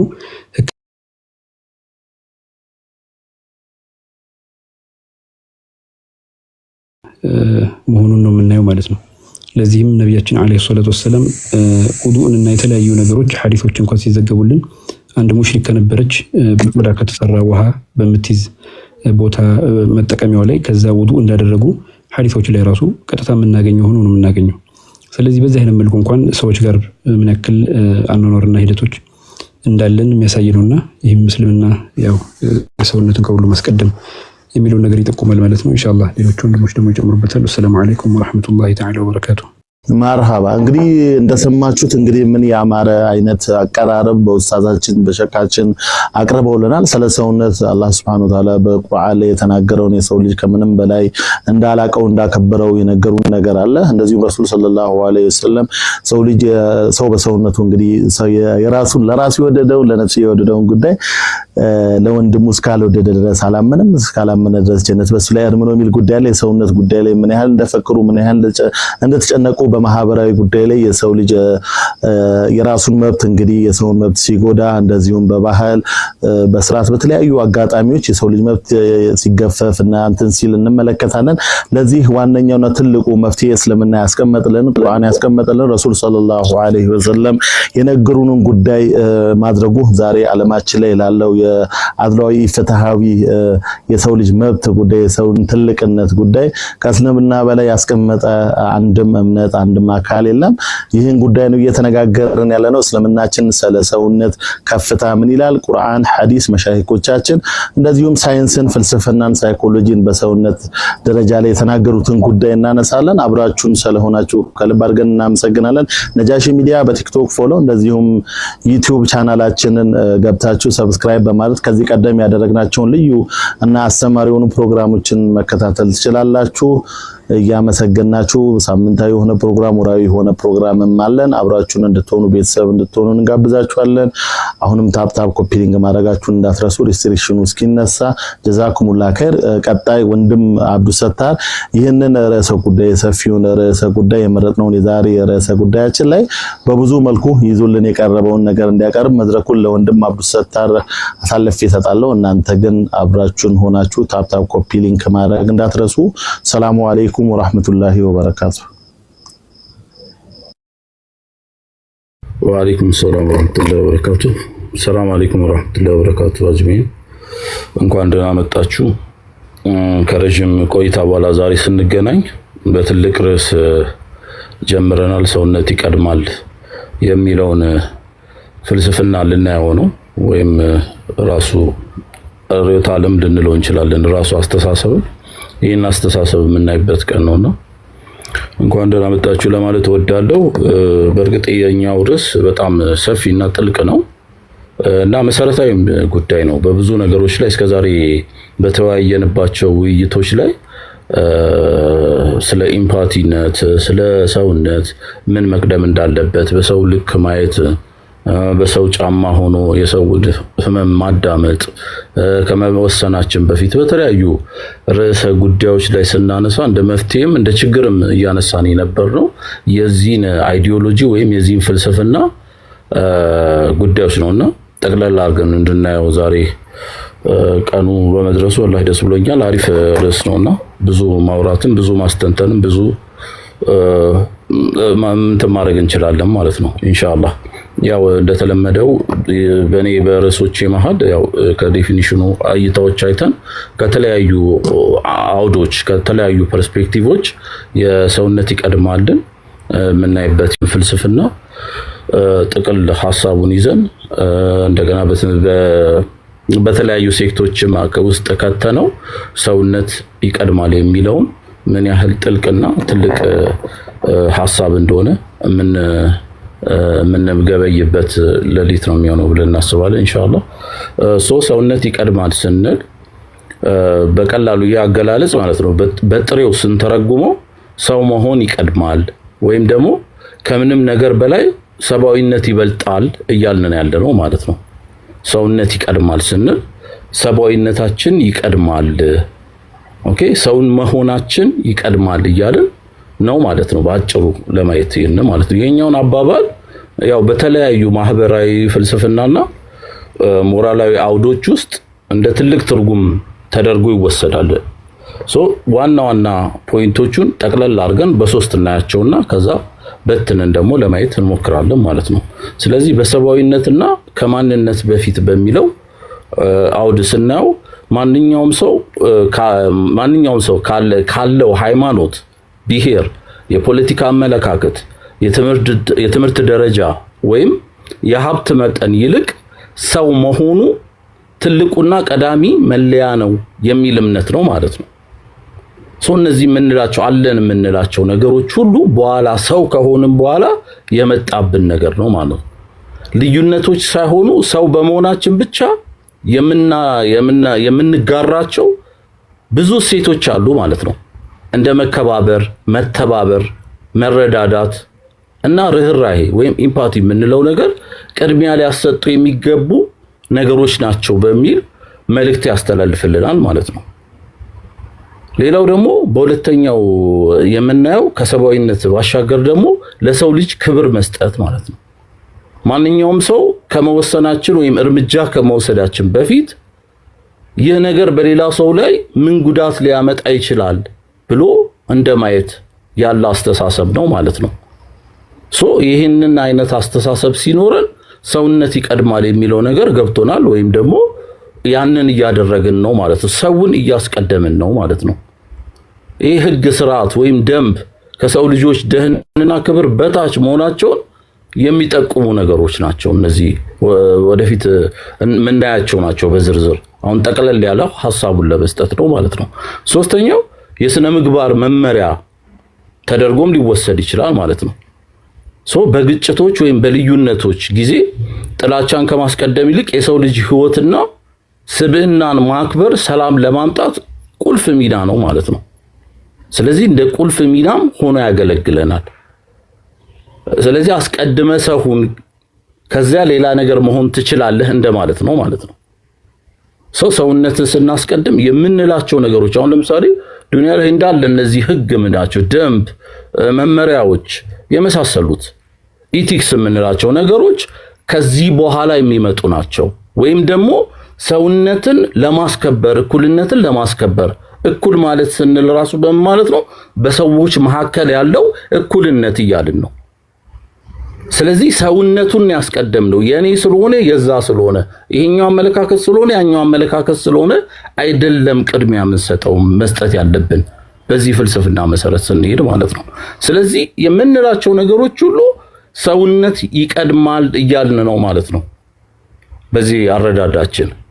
በእነዚህ እይታዎች ባጭሩ ስናየው ሰውነት ይቀድማል ማለት በሰዎች መካከል ያሉ ልዩነት ሳይለያዩ እንደ አንድ ሰው የሰው ልጅ ዘር ተባብረንና ተሳስበን እንኑር የሚል የሰላምና የፍቅር መፈክር ነው ማለት ነው ሰውነት ይቀድማል ስንል። እስኪ ደግሞ አሁን ደግሞ ሰውነት ይቀድማል የሚሉትን በተለያዩ አስፔክቶች ፐርስፔክቲቮች እየወሰድን እንያቸው ማለት ነው። እነዚህ ሰውነት ይቀድማል የሚሉ ሐሳቦች ከተለያዩ አቅጣጫዎች ስናያቸው ጥልቅ ዘርፍና ብዙ ትርጉሞች ይይዛሉ በእያንዳንዳቸው። ስለዚህ ዋና ዋናዎቹን እንያቸው። አንደኛው ፊሎሶፊካል ፐርስፔክቲቭ ወይም ደግሞ ከፍልስፍና አመለካከታችን አንፃር እንየው። በፍልስፍናው ዓለም ሰውነት ይቀድማል የሚለው አባባል ይሄ ሰብአዊነት ከሚለው አስተሳሰብ ጋር በጣም ይጣጣማል ወይም ይያያዝልናል። ሂዩማኒዝም የምንለው ነገር በጣም ከሱ ጋር አብረንና እናያይዘዋለን ማለት ነው በፍልስፍና። አንደኛው ሁለንተናዊነትም አድርገን ማየት ይቻላል ማለት ነው። ማንኛውም ሰው በሰውነቱ ብቻ ሊጣሱ የማይችሉ ተፈጥሯዊ መብቶችና ክብር አለው የሚል እይታ አለው ማለት ነው ፊሎሶፊ ወይም ፍልስፍና። ሌላው ምክንያታዊነት ነው። ከጭፍን ጥላቻ ወይም ከወገኝተኝነት ይልቅ ለሰው ልጅ ህመምና ደስታ ቅድሚያ መስጠት የላቀ የሞራል አደረጃጀት መሆኑን እናይበታለን ማለት ነው ፍልስፍና በዚህ ሰውነት ይቀድማል በሚለው አይዲዮሎጂ አንፃር በፍልስፍናው ስንቃኘው ማለት ነው። ሁለተኛው ከማህበራዊና ፖለቲካዊ አመለካከቶች ሶሾ ፖለቲካል ፐርስፔክቲቮች ስናይ በማህበረሰብ ግንኙነት ውስጥ ይህ እንደ አንድ መፍትሄ ተደርጎ ይወሰዳል። ለምሳሌ ልዩነትን ማቀፍ ሊሆን ይችላል። በዘር፣ በቋንቋ፣ በሃይማኖት ወይም በፖለቲካ መስመር ምንድነው ከመከፋፈል ይልቅ ሰው መሆንን እንደ ትልቅ ድልድይ አድርጎ ማየት ይቻላል ማለት ነው። ልዩነታችንን ማጥበብ እንችላለን በዚህ ጉዳይ ላይ ኦኬ። ስለዚህ እዚሁ ጋር ራሳችን የምንመኘው ለሌላው አመለካከት፣ አስተሳሰብ፣ ሬስ፣ ዘር፣ ሃይማኖት ወይም የኑሮ ደረጃዎች የመሳሰሉት አይነት ነገሮችን በእነዛ ከፋፍለን ስናየው በሰውነት ይቀድማል ሆነን ስናየው ያንን ከማስቀደም ይልቅ ሰዋዊነትን እንድናስቀድም ያደርጋል ወይም ልዩነታችንን እንድናጠብ ያደርግልናል ማለት ነው። ሌላው አብሮነት ነው። ከኔ ወገን ለሚለው ብቻ ሰው ለማንኛውም ሰው የፍትህና የርህራሄ እጅን መዘርጋት ያበረታታልናል ማለት ነው። ኦኬ ርህራሄራችንን እንድናሳየው ያደርጋል። ፖለቲካ ግቦች ከሰው ህይወት በላይ አለመሆናቸውን እንድናሳይ ወይም ደግሞ ያ ነገር እንድንሰጥ አጽንኦት ይሰጠናል ማለት ነው። ኦኬ ሶስተኛው ከስነ ልቦና አመለካከት በግለሰብ ደረጃ ሰውነት ይቀድማል ማለት ራስን ለሌላውን የማወቅ ጥበብ ነው ብሎ ሳይኮሎጂ ይነግረናል ማለት ነው። ሰውነት ይቀድማል ስንል ቀደም ያልኩት አሁን እዚህ ጋር ይመጣል። ኢምፓቲ ምንለው ሌላውን መርዳት፣ ሰብአዊነት፣ የሌላውን ሰው ስሜት ሁኔታ በራሱ ጫማ ሆኖ ማየት ወይ መለካት እንድንችል ያደርጋል ማለት ነው። እኔ በሱ ቦታ ብሆን ምን ይሰማኛል ብሎ ማሰብን የሰውነት መጀመሪያ እርምጃ ነው ብሎ ይወስዳል ሳይኮሎጂ። ሁሉ ጊዜ በሳይኮሎጂ ጉዳዮች ላይ ስናይ ለችግሮች ሁሉ እንደ መፍትሄነት ሳይኮሎጂ ሲሰጠን የሰውን ጫማ ሆነን ራሳችንን እንይ የሚል ይሰጣል ማለት ነው። ስለዚህ አሁንም እዚህ ጋር ሰውነት ይቀድማል ስንል ከኢምፓቲ ከርህራሄ አንፃር ራሳችንም በዛ ጫማ ወስደን እኔ ብሆን ኖሮ ሲደረግ ሲበደል ሲጎዳ በቃ ማይሆን ነገር ሲደረግበት ከህግ አግባብ ውጪ ወይም ደግሞ ከፍታዊነት ከኢፍታዊ ነገሮች ሲደረጉበት እኔ ብሆንስ ብለን ብናስብ ኢቭን ኢፍ ያንን ድርጊት የሚያደርገውም ኖሮ አያደርገውም ነበር ማለት ነው። ይህን እሳቤ ቢይዝ ኖሮ። ሌላው ከጭንብል መላቀቅ ነው። ጭንብል ስንል የሆነ የለበስናቸው ነገሮች አሉ፣ ከሱ መላቀቅ። ለምሳሌ ማዕረግ፣ ስልጣን ወይም ዝና ሊሆን ይችላል። የሰውነት መገለጫ ጊዜያዊ እንትኖች ናቸው፣ መገለጫዎች ናቸው እነዚህ። ስለዚህ ጊዜያዊ ጭንብሎች ናቸው ማለት ነው። ስለዚህ ይህን ተረድተን ከውስጥ ያለውን እውነተኛ ማንነት ማክበር ምን የሚባል ሰው የሚባል ማለት ነው። ስለዚህ ሰውነቱን ማስቀደም እነዚህ ማዕረግ፣ ስልጣን የመሳሰሉ ዝና፣ ሀብት፣ ገንዘብ የመሳሰሉት ወዘተረፈ እነዚህ ነገሮች የሚመጡት ሰው ከሆነ በኋላ ነው። ስለዚህ ሰውነቱን አስቀድመን ነው ከዛ በኋላ ነው ያ ነገር የሚመጣለት ማለት ነው። ኦኬ። ሌላው ከሞራልና ከስነ ምግባር አመለካከት ኢቲካል ፐርስፔክቲቭ ማለት ነው።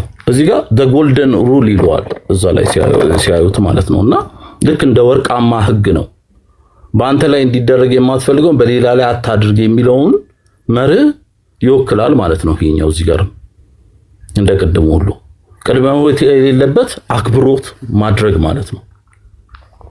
ስልጣኑን ወይም ከነገር ከሱ ምን ተጠቀማለ የመሳሰሉትን ሳናይ በሰውነቱ ብቻ ቅድመ ሁኔታ ሳንሰጠው ማክበር፣ ማንንም ሰው ማክበር ማለት ነው። በምን ሰው ስለሆነ ማለት ነው። ስለዚህ አንድ ሰው ከምናከብረው ስለጠቀመን የምናከብረው ስለጠቀመን ወይም ስለመሰለን ሳይሆን ሰው ስለሆነ ብቻ መሆን አለበት የሚል ጥልቅ የሞራል መርህ ነው ማለት ነው። ከሞራል አንፃር ስናይ ሌላው ከሃይማኖታዊ አመለካከቶች ወይም ስፒሪቹዋል ፐርስፔክቲቭስ ስናየው ይሄኛው በተለያዩ እምነቶች ጠቅላላ አድርጌ ለማቅረብ ነው። እዚህ ጋር እምነቶች ስንል እስልምናን ብቻ ሳይሆን አጠቃላይ እምነቶች ምን ይላሉ እስቲ ስለ ሰውነት ይቀድማል የሚለው እሱን እይታ ሰፋ አድርገን እንድናይ ነው። እና ምንም እንኳን ሃይማኖቶች የራሳቸው ስርዓት ቢኖራቸውም በዋናነት የሚታየው መለኮታዊ አሻራ አንዱ ፍቅር ሌላኛው ነው። መለኮታዊ አሻራን ስንል ለሰው ልጅ የሚሰጥ ክብር ለፈጣሪ እንደሚሰጥ አድርጎ ማየት ነው ብሎ ሃይማኖቶች ይዘረዝራሉ ማለት ነው ሰውነትን። እንደውም አንዳንድ ሃይማኖቶች ደግሞ ምን እንደሚሉ ያው ይታወቃል። ኦኬ አምሳያ ምናምን የሚሉትም አሉ። ግን ሰውነትን በዚህ ደረጃ ከፍ አድርገው ያያሉ አጠቃላይ ማለት። ሌላው ፍቅርን ከስርዓትና ከህግ በላይ ለሰው ልጅ የሚደረግ ምህረትና ፍቅር እንደሚበልጥ ያስተምራሉ ማለት ነው። ሰውነት ይቀድማል ማለት ማንኛውንም ድርጊት ከመፈጸማችን በፊት የሰብአዊነት ሚዛናችንን እንድንፈትሽ የሚያደርግ የህሊና ደወል ወይም ሚዛን ነው ማለት ነው። እንደዛ ብለን ልንወስደው እንችላለን። ኦኬ ይሄኛው ጥቅል እነዚህ በተለያዩ አስፔክቶች ያየናቸው ናቸው። እስኪ ደግሞ ወደ ራሳችን እንውሰድና አሁን ዘመናችን በዋጃቸው ነገሮች ሰውነት ይቀድማል የሚል አመለካከት ወይም ፍልስፍና እስኪ መዝ ነው። አንዱ በዲጂታልና በቴክኖሎጂ ዘመን ሲታይ ነው ማለት ነው። ሰውነት ይቀድማል የሚለውን ምን ይሰጠናል? እስኪ እሱን አብረን እንመልከት። በአሁኑ ሰዓት በሶሻል ሚዲያ ላይ እና በቴክኖሎጂ ምክንያት የሰው ልጅ ግንኙነታችን ፊት ለፊት ከመሆን ይልቅ በስክሪን እየሆነ ነው አይደል? ስልካችን እስኪ ኔትወርክ አይኖር ኢንተርኔት ወይም ቻርጅ እስኪ ጨርስና ምን ያህሎቻችን ከብዙ ነገር ጋር ነው የምንቋረጠው። ኢቭን ሶሻል ኢንተግሬሽናችን ራሱ ርቋል። ሰውነትን መርሳት የሚለው እዚህ ጋር እንዴት እናየዋለን? እንዴት ነው ያስረሳናል ወይስ የሚለውን እሱን እንዴት ብለን ነው ማሰብ ያለብን? አሁን ሰውን እየረሳ ነው። ኦኬ ከኮምፒውተር ጋር ነው የምንፋጠጠው ወይም ከሆነ እንትን ጋር ነው። አሁንማ ጭራሽ ጓደኛም ኤአይ የሆነ ነው። ከኤአይ ጋር ወይም ከቻት ጂፒቲ ጋር ጂቲፒ ጋር ከሱ ጋር ጓደኝነት እየፈጠሩ ሰዎች ጭራሽ ጓደኛ ለመፈለግ ምናምን ውስጥ እየተገባ ነው ያለው። በአንዳንድ በጣም በሰለጠኑ ስፔሻሊ በቴክኖሎጂ በሰለጠኑ በሩቅ ምስራቅ እንደ ጃፓን ያሉ እንደ ደቡብ ኮሪያ ባሉ ሀገራት ውስጥ እንደዚህ አይነት ነገሮች እየተፈጠሩ ነው። ብዙ ጊዜ ኮምፒውተር በስተጀርባ ሆኖ ሰውን መሳደብ ወይም ማሳነስ ይቀለናል። ያው ምንድነው ነው መሰረት አሁን በጣም የዘመናችን ትልቁ ወረርሽኝ ትልቁ ቫይረስ ይሄ ነው። ማንነትን አይገልጽም የሆነ ነገር ይደረግና ከዛ ሰውን መዛለፍ ማሳነስ የመሳሰሉትን ነገሮች ማድረግ። ምክንያቱም ከጀርባ ያለው ሰው ሳይሆን አካውንት ብቻ ስለሚመስለን ሳይኮሎጂካሊ ሰውየውም እንደዚህ ስለማንጋፈጠው በእርግጠኝነት 98% ሰዎች ወጥተው እዚህ ጋር የሚሳደቡ በተለያዩ ሶሻል ሚዲያ ሰውን የሚዘልፉ የሚያሳንሱ ያልሆነ ነገር የሚለጥፉ ሰዎች ፍለፊት ሆነው አያረጉትም። ብዙዎቹ 98% እንደዛ አድርገን እንድንወስድ ራሱ የዚህ ቴክኖሎጂው ራሱ እንደዛ እንዲያደርገን አድርጓል ማለት ነው። ከጀርባ ያለው የሆነ ሰው ብቻ ሳይሆን የሆነ አካውንት እንደሆነ አድርገን ወይ ኮምፒውተሩ የሚያወራን ይመስለናል። እና ይህ ልክ ያልሆነው ሰውነት እንዴት አድርገን እንትን ማለት ማንነታችን እንዴት ሉዝ እንዳደረግን ያሳያል ማለት ነው። ሰውነት ይቀድማል የሚለው መርህ ግን ከእያንዳንዱ ቴክኖሎጂ ጀርባ ስሜት ያለው ህይወት እንዳለ እንድንገነዘብ ይረዳናል ማለት ነው። ሰውነት የሚያስቀድም እዛ ጋር ያለው ሰው እኮ እንደኛ ክብር አለው። እዛ ጋር ያለው ሰው እኮ የራሱ አመለካከት አቋም መያዝ ይችላል። እኛ አቋም አመለካከት እንዲያዝ ነው ማለት ነው። ሌላው ደግሞ ከአርቲፊሻል ኢንተለጀንስ ወይም ኤአይ የምንለው አንፃር ደግሞ ስናይ ቴክኖሎጂ በጣም እያደገ እየገሰገሰ ባለበት በዚህ ወቅት ላይ የሰው ልጅ ልዩ የሚያደርገው ርህራሄ ወይም ኢምፓቲ ወይም የሁማኒቲ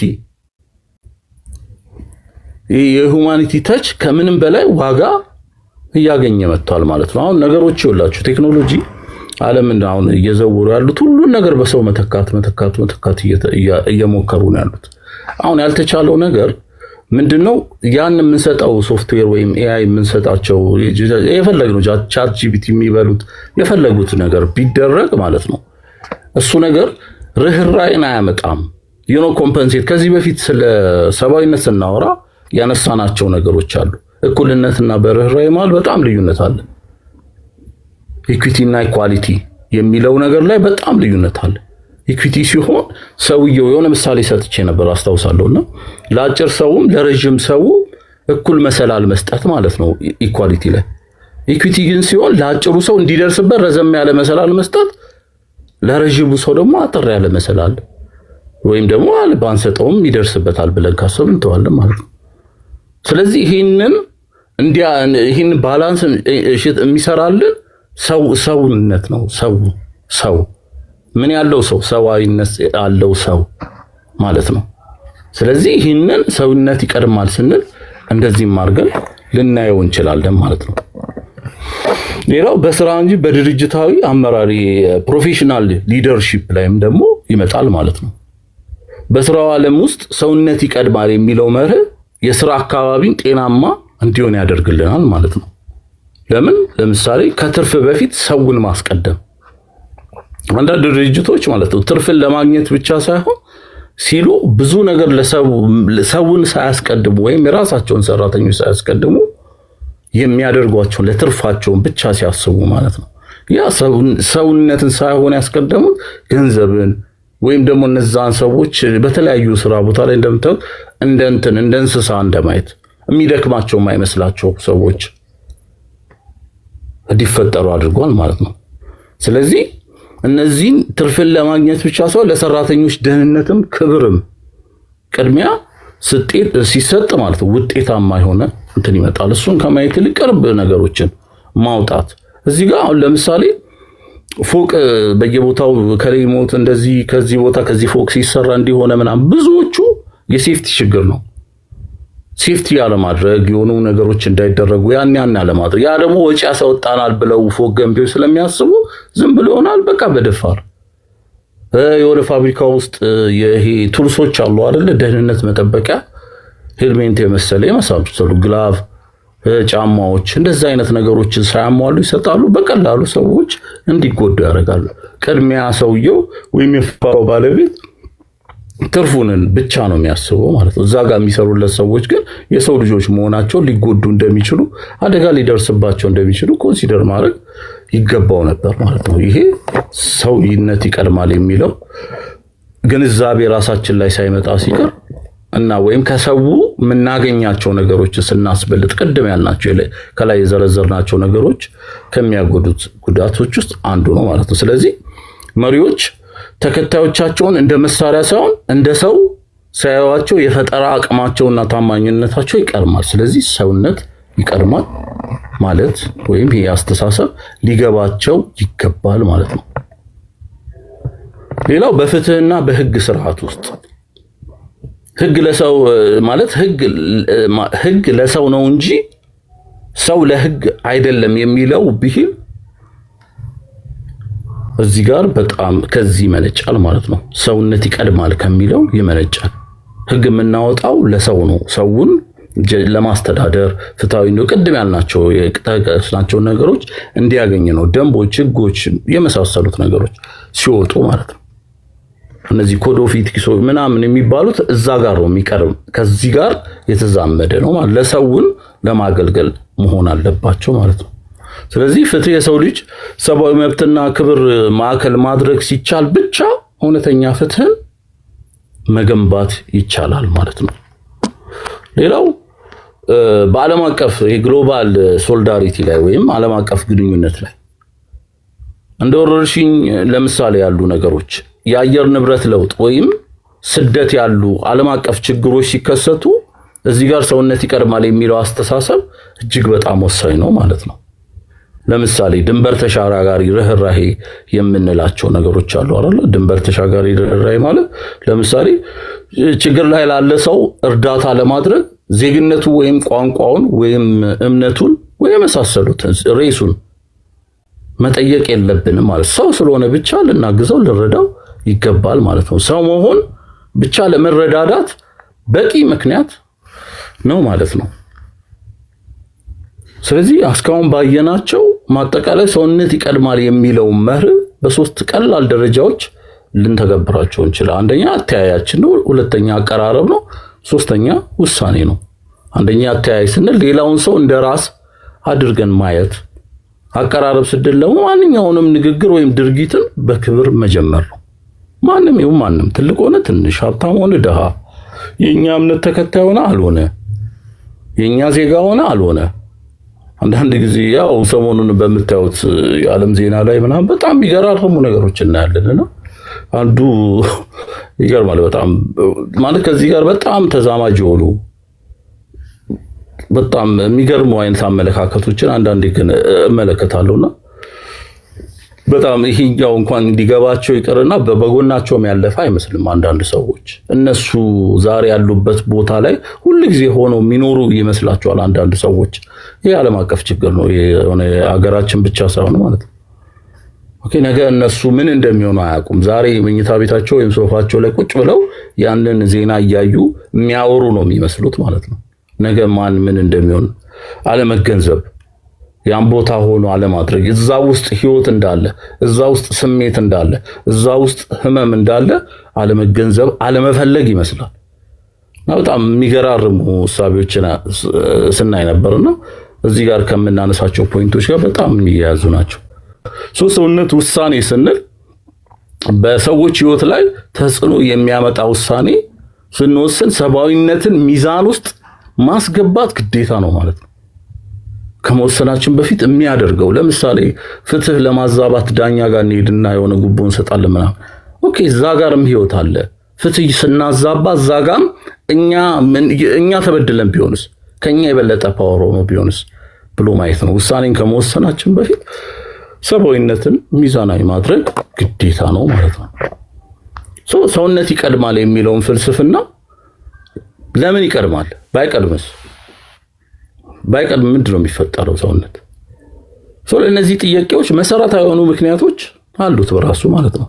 ይሄ ደግሞ ቅድሚያ የሚሰጠው በምክንያት ሳይሆን በተፈጥሯዊ ግዴታ ጭምር እንደሆነ ያስገነዝበናል ማለት ነው። ሰውነት ይቀድማል ስንል ማለት ነው አንደኛው ተፈጥሯዊ ቀዳሚነት ማለት ነው። ይሄ ባዮሎጂካል ኤሴንሻል ፕራዮሪቲ ምን ሰጠው ነው ከምንም ነገር በፊት ማለትም ከሃይማኖት ሊሆን ይችላል ከፖለቲካ ደጋፊነት ባለሙያ ከሆነ ሙያ ጋር ወይም የአንድ ብሔር አባል ከመሆን በፊት ሰው መሆን ተፈጥሯዊነት ነው ኦኬ ሰው ነው መጀመሪያ ብሔር ምናምን የምንላቸው ነገሮች እኛ ላይ የሚጨመሩ ሀገር ምናምን የሚባሉ ነገሮች አይዲዮሎጂ ነው ሀገር ኦኬ ሀገር አይዲዮሎጂ መሆኑ የምታውቁት ዛሬ 300 ዓመት እኮ ኢትዮጵያችን አልነበረችም አይደል ዓለም በአጠቃላይ ሶቪየት ህብረት ነበር ዩጎዝላቪያ ነበር አሁን ተበታትሮ ስንት ሆኗል ኦኬ ሀገር ማለት እሱ ነው ከኛም የወጡ አሉ ወደኛም የተካተቱ አሉ ጅቡቲን ኤርትራን ማየትም ይቻላል ኢቭን የኢትዮጵያ ካርታ ወደኋላ ገብተን 12ኛው በዘመነ መሳፍንት ጊዜም ይሁን 12ኛው ክፍለ ዘመን እንደገና በዛግወር ኋላ ሄደን ብናያቸው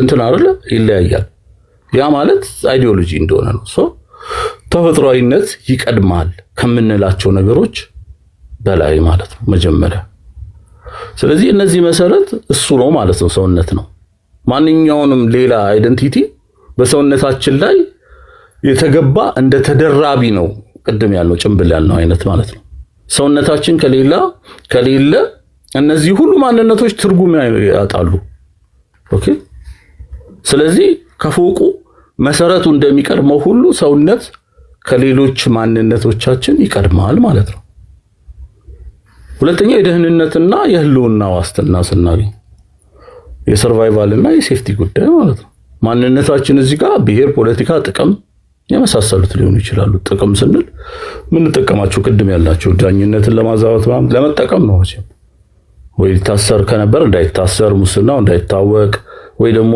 የውርስ ጉዳይ ወይ የሆነ የፍትሐብሔር ጉዳይም ከሆነ ከዛ አስበልጦ ለራሱ ለመውሰድ የመሳሰሉት ነገሮች ናቸው ስለዚህ ግጭትን መቀነስ ከኔ ወገን አይደለም በሚል ስሜት ሰውን ማጥቃት የሚቆመው ሰው ነው የሚለውን ፍልስፍና ሲቀድም ብቻ ነው ማለት ነው ስለዚህ እንደ ጋራ ቤት ዓለምን ለሁሉም የምትመች የምናደርገው እንደ ጋራ ቤት ማለት ነው በልዩነት ላይ ሳይሆን ሰውነት ላይ የተመሰረተ ልዩነት ሲኖረን ነው ማለት ነው ኦኬ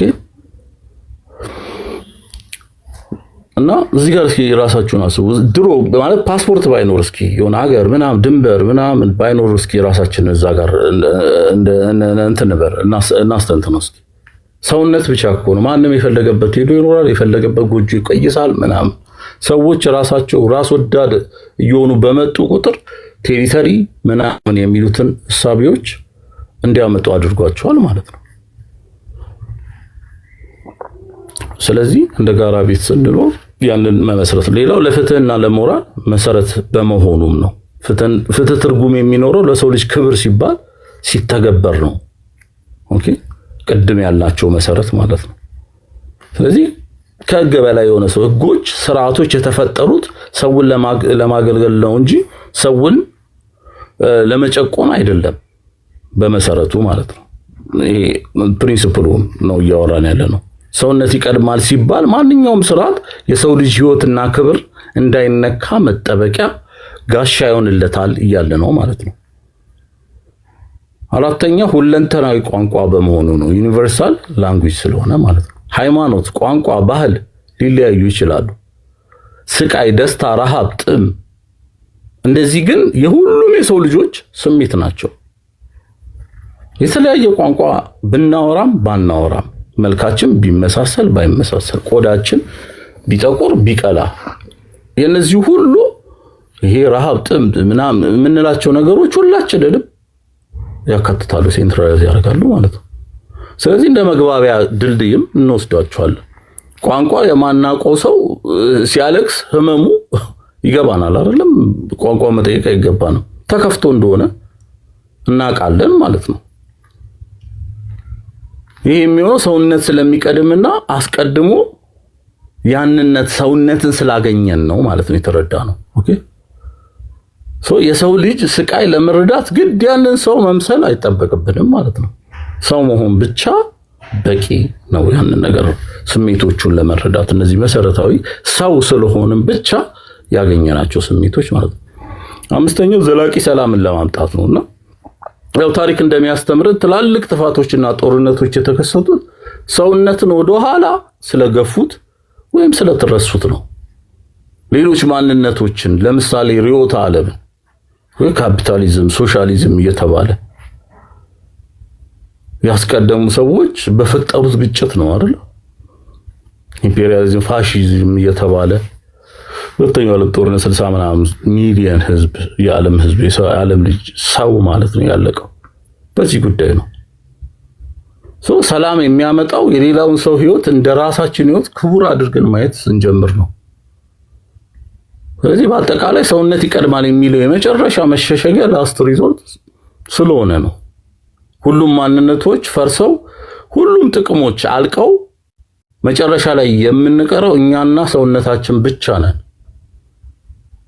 ያ እንዳይፈርስ ደግሞ ሁሉ ጊዜ ማስቀደም ሰውነት ይቀድማል ብለን ማስቀደም ግድ ይለናል ማለት ነው። ሰውነት ይቀድማል የሚለውን ፍልስፍና በተግባር እንዳናውለው ባህሪያችን ውስጥ እንዳይሰርጽ የሚያደርጉ ዋና ዋና ነጥቦችን ቶሎ ከሰዓት አንፃር ፈጠን እያልኩ ለማየት እሞክራለሁ። አንደኛ ጽንፈኛና ወገንተኝነት ኤክስትሪሚዝም።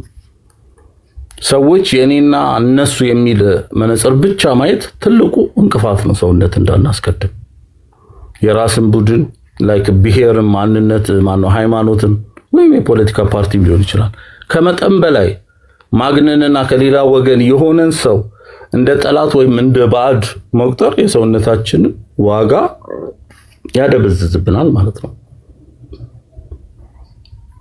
አሁንም እናየው ነገሮች እንዳሉ ሀገራችን ላይ የተከሰተ ያለው ከዚህ ፖይንት የተነሳ ነው፣ ከዚህ ችግር የተነሳ ነው ማለት ነው።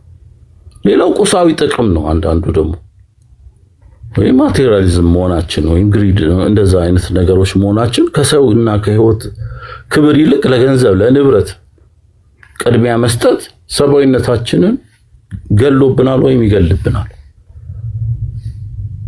ስለዚህ ጥቅሜ ከሚጎዳ የሰው ልጅ ክብር ቢረገጥ ይሻላል ብሎ የሚያስብ ማንነት ነው ሰውነትን የሚያጣው። አንዱ ይሄ ማንነት ሰው መሆን ይቀድማል የሚለው አይገባውም፣ ወይም ሰው መሆን ይቀድማል የሚለው ፕሪንሲፕል አይገዛውም ማለት ነው።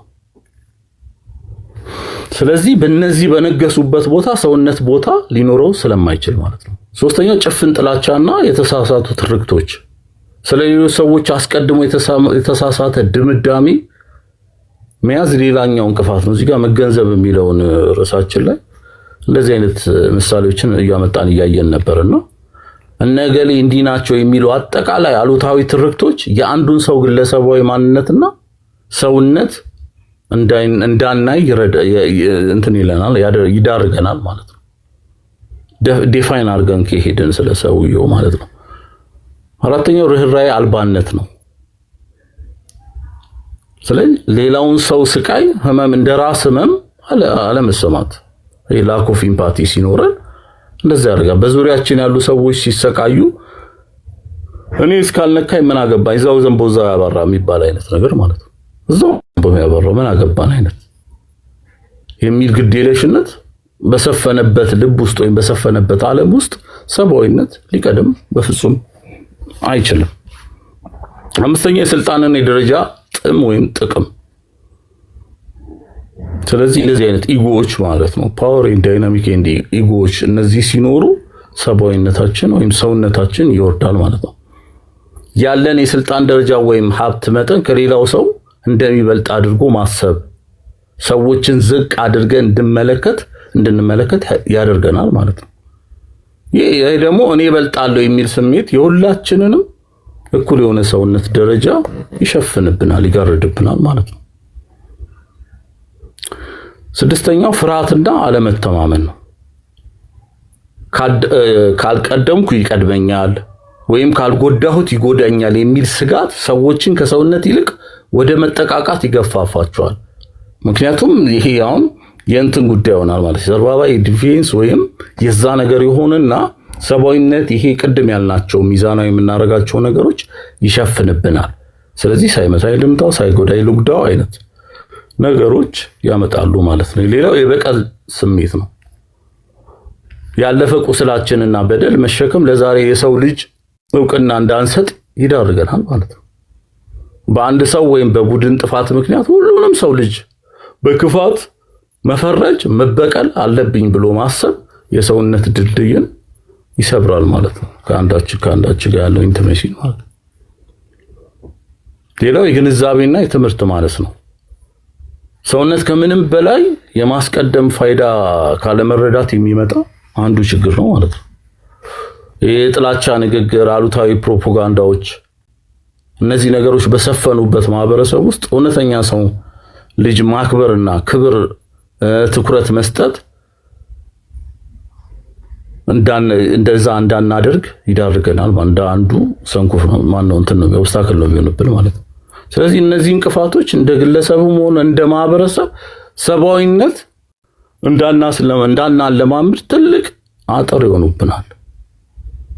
ስለዚህ ሰውነት ይቀድማል የሚለውን ወይም እነዚህ አይነት ሰብአዊነት ወይ ሰውነትን የማስቀደም በዚህ ፍልስፍና ውስጥ በዕለት ተዕለት ህይወታችን ባህሪያችን ውስጥ ለማስተሳሰር እና ያን ተግባር ለመፈጸም ምን ማድረግ አለብን የሚለውን አይተን ንግግሬን አቆማለሁ ማለት ነው። ስለዚህ አንደኛ ራስን ማወቅና ማረም ያስፈልጋል። ይሄ ለብዙ ነገሮች መፍትሄ ነው፣ እንደ መፍትሄነት የሚታይ ነው። ሰልፍ ሪፍሌክሽን ያስፈልገናል። ባህሪያችን የሚቀረጸው ከውስጣችን በሚመነጭ ስሜት እንደሆነ ይታወቃል። ስለዚህ ጭፍን ጥላቻን ራሳችንን መመርመር፣ ጥላቻ አለብኝ የለብኝም የሚለውን በውስጣችን ስለሌላ ሰው ዘር፣ ሃይማኖት፣ ደረጃ፣ ሬስ የመሳሰሉት ነገሮች ያው ዘር የሚለው ኮንቴክስቹዋል ነው። በነገራችን ላይ ያው እኛ ሀገር ዘር የሚለው የኦሮሞ አማራ ምናምን የሚለው ግን ትክክለኛ ትርጉሙ ዘር ማለት ሬስ ማለት ነው። ቆዳ ከለር ነው ዘር ማለት።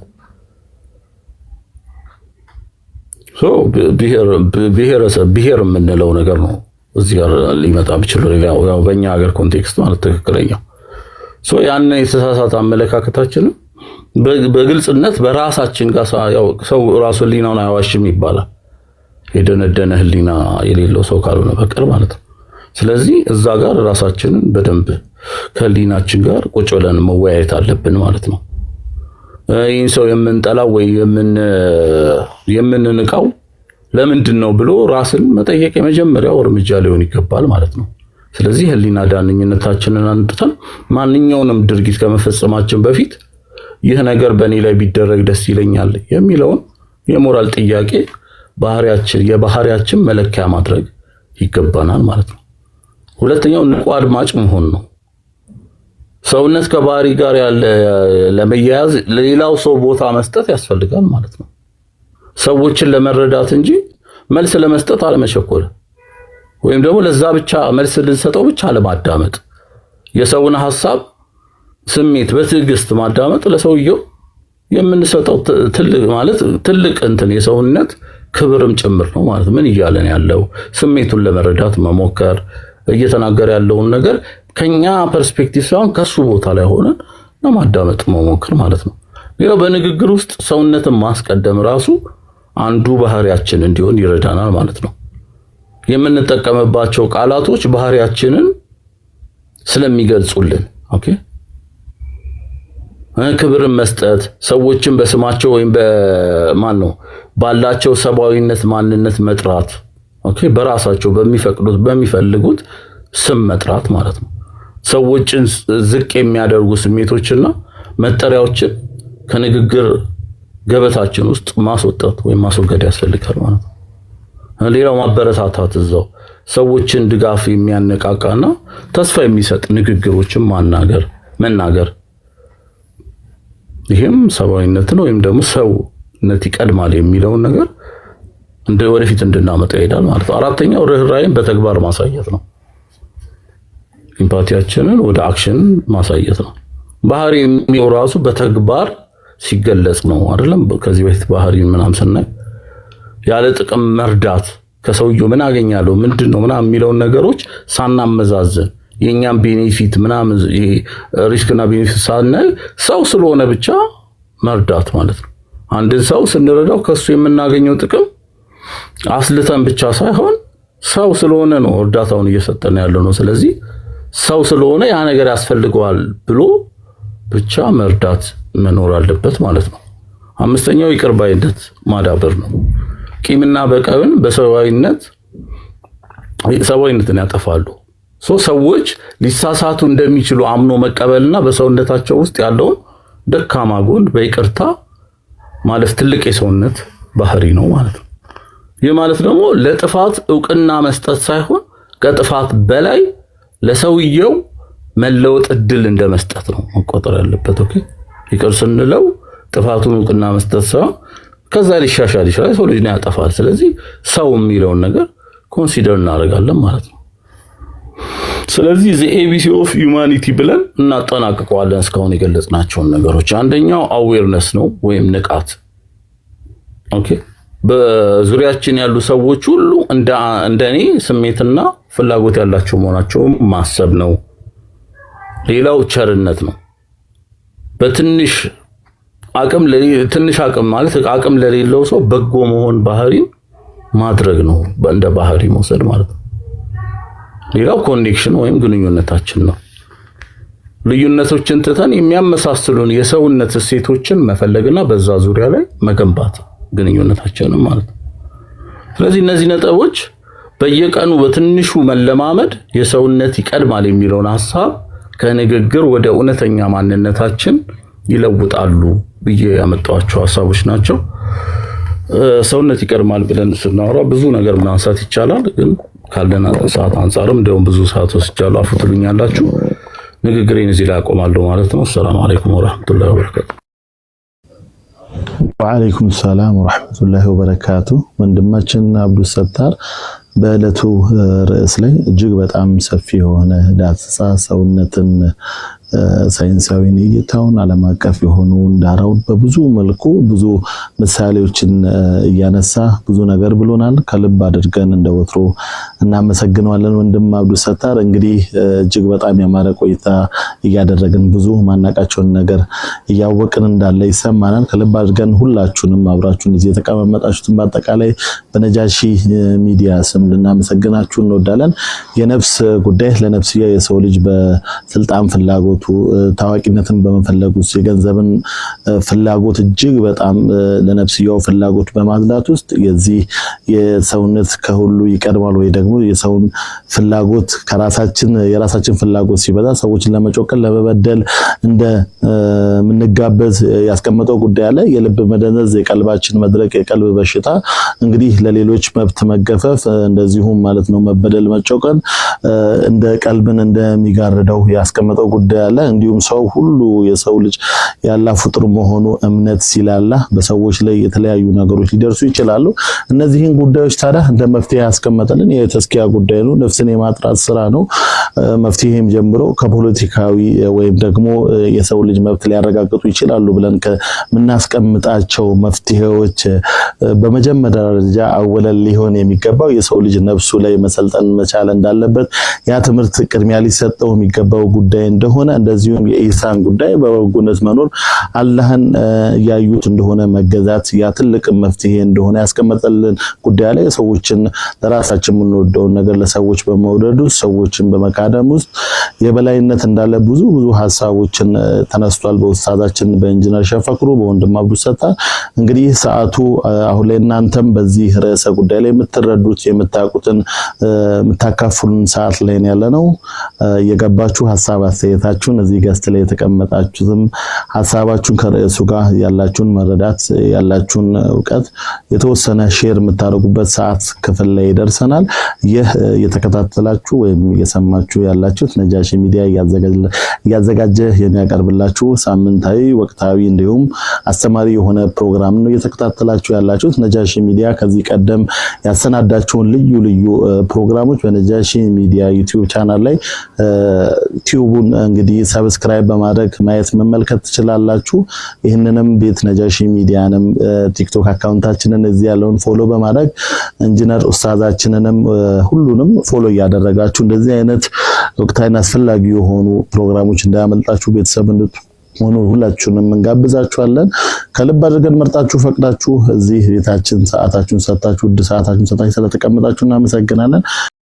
የዛሬ ፕሮግራማችንን በዱዓ ኡስታዛችን ሸፈክሩ ያደርጉልንና ለመጨረሻ ጊዜ ድጋሚ ያሁኑን የነገርኳችሁን መልእክት አስተላልፋለሁ። ይህ ነጃሺ ሚዲያ በሳምንት 2 ቀን ወቅታዊና አስተማሪ የሆኑ ፕሮግራማችሁን ይዞላችሁ የሚቀርበው ከዚህ ከረመዳን ረፍት በኋላ በድጋሚ ሲመጣ 2 ልዩ የሆኑ ፕሮግራሞችን የወሩን ከሚስ ምሽት ፕሮግራምና የፈትዋ ፕሮግራም ጀምሯል። ቤተሰብ እየሆናችሁ በዚህ 4 ፕሮግራም ላይ የተሳተፋችሁ ዕውቀታችሁን ከፍ እንድታደርጉ ያልገባችሁን ያልተረዳችሁትን በፈትዋ ፕሮግራማችን ላይ ገብታችሁ ሐሳብ አስተያየታችሁን እንድትሰጡ እንደዚሁም ሐሳብ አስተያየታችሁን በውስጥ መስመር ብትልኩልን እንግዲህ የምንቀበል ነው የሚሆነው። ነጃሺ ዩቲዩብ ቻናልን ሰብስክራይብ በማድረግ ቤተሰብ እንድትሆኑ እንጋብዛችኋለን። ለነበረን ቆይታ አብራችሁን ስለሆናችሁ ከልብ አድርገን እናመሰግናለን። ኡስታዛችን ሸፈክሩዲን ዱዓ ያደርጉልንና የዛሬን ፕሮግራም እዚህ ላይ እናበቃለን።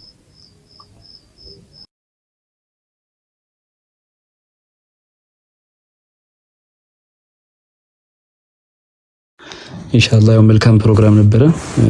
ሁላችንም እንግዲህ አላህ በሰማነው የምንጠቀምበት አድርገን ኸይሩን ነገር ደግሞ ከኛ አልፎ ለውትሩፋት የምንሆን አላህ ያድርገን። اللهم اجمع لنا الخير كله يا ارحم الراحمين وتقبل منا صلاتنا ودعاءنا واستغفارنا واغفر لنا حوائجنا ويسر لنا امورنا وافتح لنا فتوح العارفين وامدنا بامداد الاولياء والصالحين يا ارحم الراحمين. اللهم انا دعوناك كما امرتنا فاستجب لنا دعاءنا كما وعدتنا برحمتك منك يا ارحم الراحمين. واحفظنا ما يخاف علينا من كل بلاء ومن كل ذي شر أنت آخذ بناصيته برحمتك منك أرحم الراحمين. واحسن لنا ختامنا كما أحسنت ختام عبادك الصالحين يا أرحم الراحمين. وصلى الله وسلم على سيدنا محمد وعلى آل محمد. آمين آمين. نجاة ميديا دريد